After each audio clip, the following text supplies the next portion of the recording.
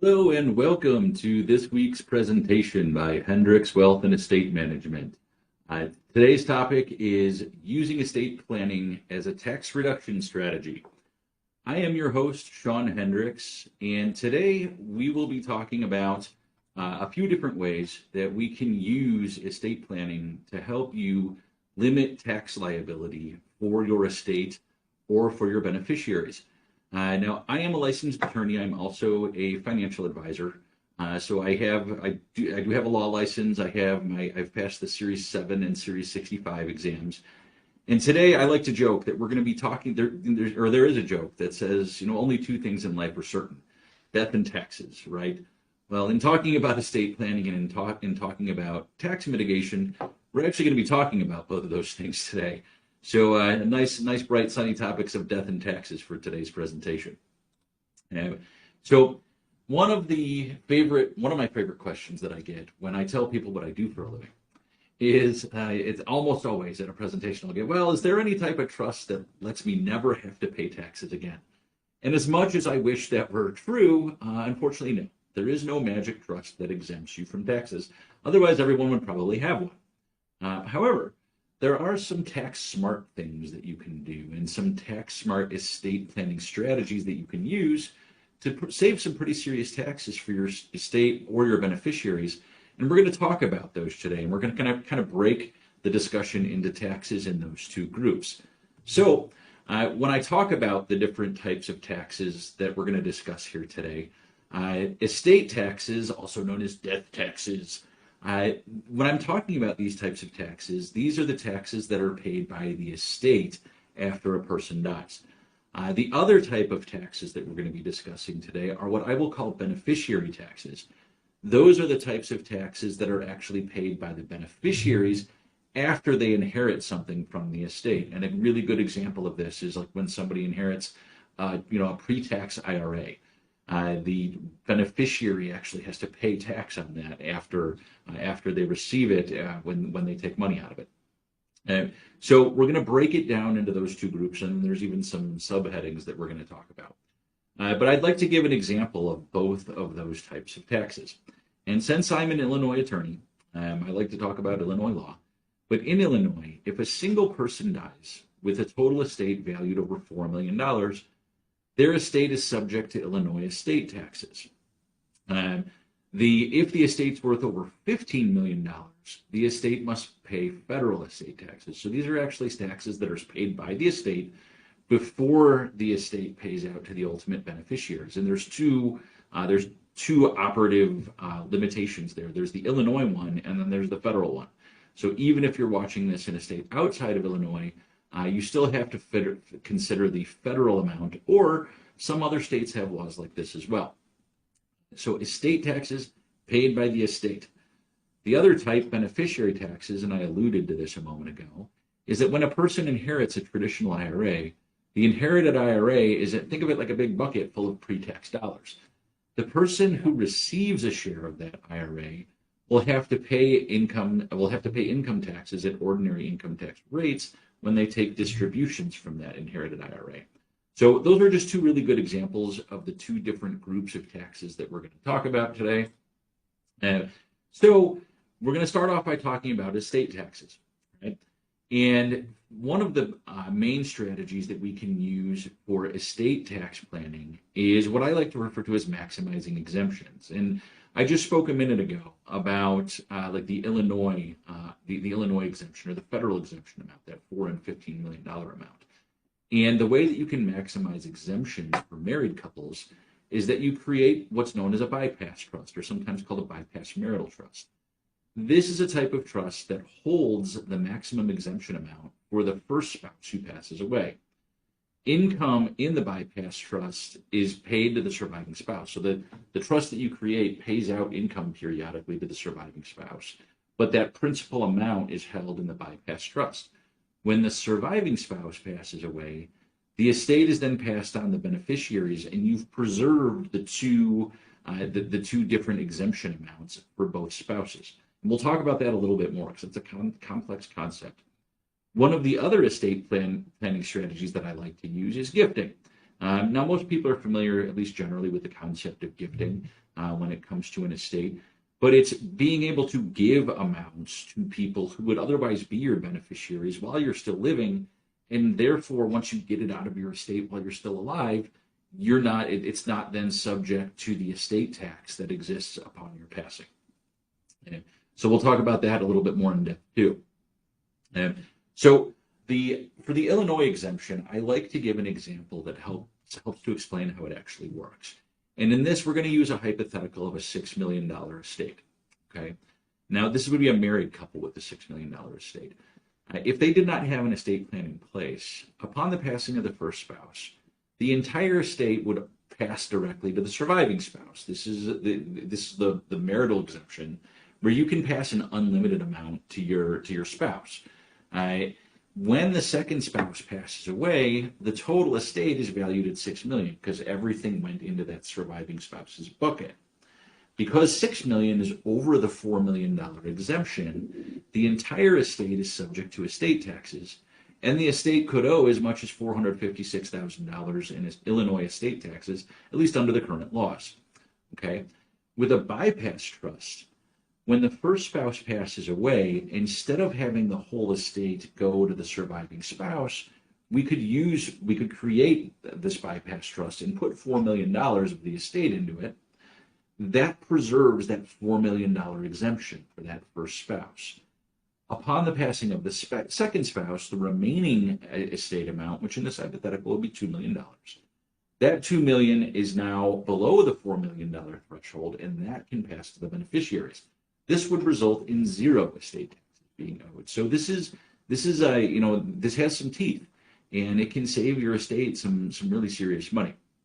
So when your estate is over any estate tax threshold, it is good to talk about strategic planning on how to potentially mitigate those estate taxes. The other thing I mentioned a couple minutes ago is gifting strategies. Now, gifting is a great way to get assets out of your estate before estate taxes are calculated. And the logic behind gifting is if somebody's going to inherit something anyway, and you know they're going to inherit it anyway, you can gift to them while you're still alive. That gets it out of your estate. And then, so you're saving that money. You're saving potential taxes on those gifts, because why make them subject to estate taxes if you know who's getting it already? And so for what I like to call direct gifting, you can give $19,000 per person per year to anyone you want without utilizing your lifetime exemption amount. That $19,000 amount can change from year to year, so that's just for this year. But in an example for this year, let's say a married couple wanted to give $38,000 to each of their 3 children, right? And the reason it's $38,000 is because each spouse that can give, so that's 19,000 times 2 equals 38. 38,000 goes to each of their 3 children. So for $114,000 total, it could reduce their estate taxes by $18,240 for an estate that's taxed at an estate tax rate of 16%. So that's a lot of money, just for giving it in advance instead of waiting and making it subject to estate taxes. Another way you can use gifting to your advantage is, instead of giving directly to people, you can also give to charity. So if you already have charitable intentions and you want to give to charities that are qualified charities, like 501c3 charities, then those types of gifts are typically 100% deductible for estate tax purposes. So if you're going to give anyway, or you're thinking about giving anyway, giving to charity can reduce your total taxable estate. Now, there's lots of different ways you can do this. You can make gifts directly. You can use specialized types of trusts called charitable remainder trusts or charitable lead trusts. And these are a great way to use irrevocable trusts to provide income to beneficiaries. That would be a charitable remainder trust. Or to the charity itself, you can provide income to the charity. That's called a charitable lead trust. The estate can also get a deduction for amounts that went to the charity. So if you're interested in this, we've actually done a whole presentation just about these different types of trusts in the past. So I'm not going to focus a lot about these today. But if you look on our website and you go into some of the prior presentations, we've talked a lot about some of these things. But these are just more examples of great ways to use trusts to give to charity. Now, you don't necessarily have to use an irrevocable trust is not only for charity. You can actually use an irrevocable trust for gifting for your beneficiaries as well. And one of the trusts that we can use for this is something known as an intentionally defective grantor trust. This is a type of irrevocable trust where you make a gift to it during your lifetime. Now, you can either gift the $19,000 per person amount, and that doesn't count towards your lifetime exemption, or if you go above $19,000 per person, you might intentionally use up some of your lifetime exemption amount, like the allowance amount, like either that 4 or 15 million. But sometimes there's a strategic reason for doing that, and that's what this second paragraph here is really all about. If a person puts $1 million into an irrevocable trust, they might use up $1 million worth of their lifetime exemption amount. But if that 1 million grew to 2 million, they would be passing on $2 million, but they would only have used 1 million of their lifetime exemption. So that's $1 million that otherwise would have been subject to estate taxes that you've exempted by strategically using your exemptions and working with a financial advisor and possibly an attorney to make sure that happens. So one of my favorite trusts that can do that is known as an intentionally defective grantor trust. Don't let the word defective fool you. It's not defective for its purpose of trying to save you money. That's just, it's named that way because of the way that it's taxed. And it's intentionally taxed in a way that allows you to do this. So, we just spent time talking about estate strategies, right? Trying to save the estate money.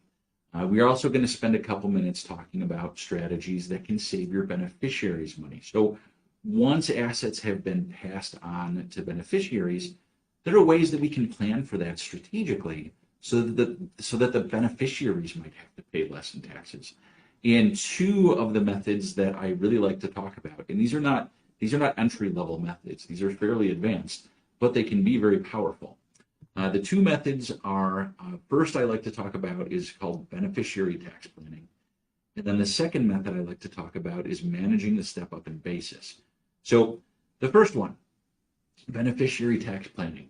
The example that I like to give, and the most straightforward example I can give, is imagine that you have two beneficiaries, right? You need at least two. You can have more than two, but you need at least two. If you have two beneficiaries where one is a high earner and the other is a more modest earner, then that high earner is generally going to be taxed at a higher tax bracket. The modest earner is going to be taxed at a lower tax bracket. So why not think strategically and leave more of the pre-tax assets, like a traditional pre-tax IRA, to the person in the lower bracket, and then leave more of the tax-advantaged assets, like a Roth IRA, or assets that get a step up in basis upon death, like proceeds from the sale of a house, to the higher earner. So what we're really doing is we're allocating more pre-tax assets to a person in a lower bracket, and we're allocating more after-tax or tax-advantaged assets for the person in the higher bracket. The results of that is that the beneficiaries overall would pay less in taxes, and they would keep more as a result. So trusts can help with this strategy. They can help to make sure that the trust has clauses in it that can help balance things so that when you use IRA assets and you allocate them one way, you can use the trust to help you allocate another way. The second method, and again, this is fairly advanced because it necessarily involves using an irrevocable trust, but certain types of irrevocable trusts have a unique power. They allow the person who created the trust, who's also known as the grantor, to swap assets of equal value into or out of the trust. So even though the trust itself is irrevocable, assets in the trust can sometimes be traded and exchanged as long as they have equal value.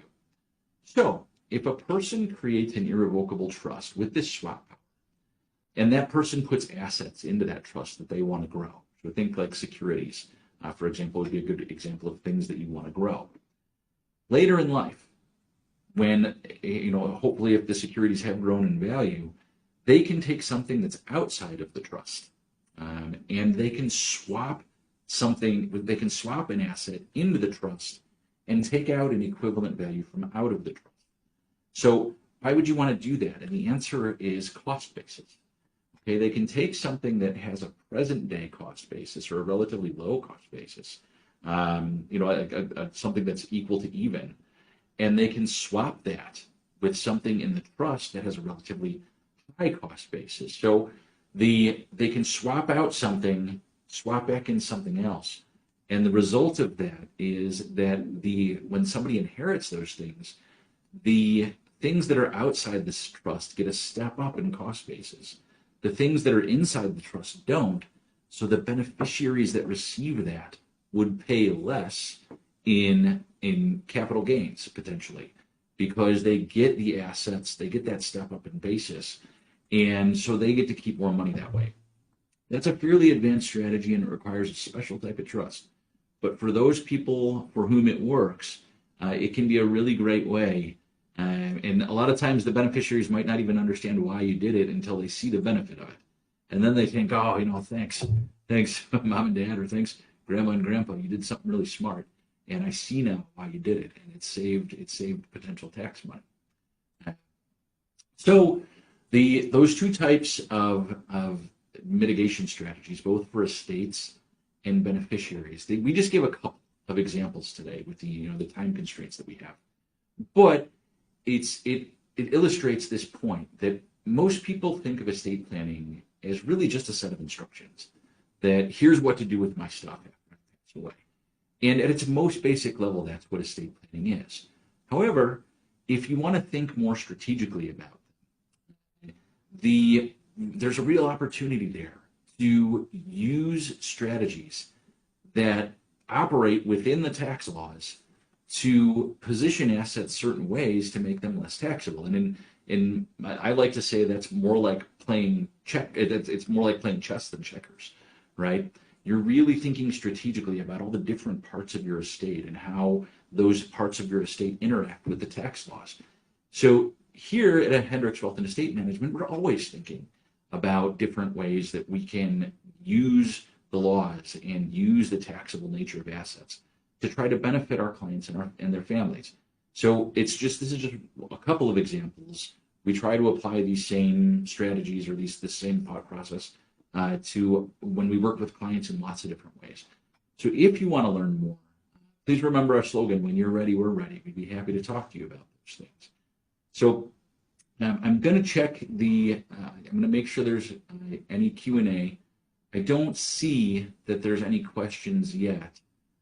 So if any attendees have questions, please feel free to use the Q&A portal on the screen that you have there. And I'll give it a minute or two, and if anybody has any questions, I'm happy to answer them. If you do not have any questions, or if there are no questions, you can always, or if you're like me and you think of a question afterwards, you can always email us at info@hendrickswealth.com. You can call us on our main phone number for the Illinois office, 847-428-3997. You can call us at our Florida office at 941-308-9862. And or just visit our website, www.hendrickswealth.com. This will also be presented in several formats, and it will be saved on the events tab of our website. So if you want to view this content or other content that we've shared, please feel free to look at that part of our website as well. I don't see any comments. I don't see any questions that have come through. So if it's a speak now or forever hold your peace, if you have nothing else if you have no questions to ask, then I will be moving on. Please note that we do these presentations every week. So if you found this informative or helpful, please again check out hendrickswealth.com/events. The next couple of presentations, we've got a couple of interesting ones coming up. Next week, my colleague Tom Anderson will be presenting on subject matter that is called Beyond the 401k, 7 retirement planning decisions that can shape your future. And then the following week, we will have a guest speaker, Luke Coogan from Columbia Threadneedle. We'll be talking about technology investing and is AI worth the hype? So for all the information and all the questions swirling about AI, we're going to have a guest speaker talking about some of those topics as well. So we certainly hope you join us for those as well. And otherwise, thank you very much for attending. And I hope to hear from each and every one of you. And if you have any questions at all, or if I can be of further assistance, please feel free to reach out. Thank you very much, and I hope you all have a great afternoon.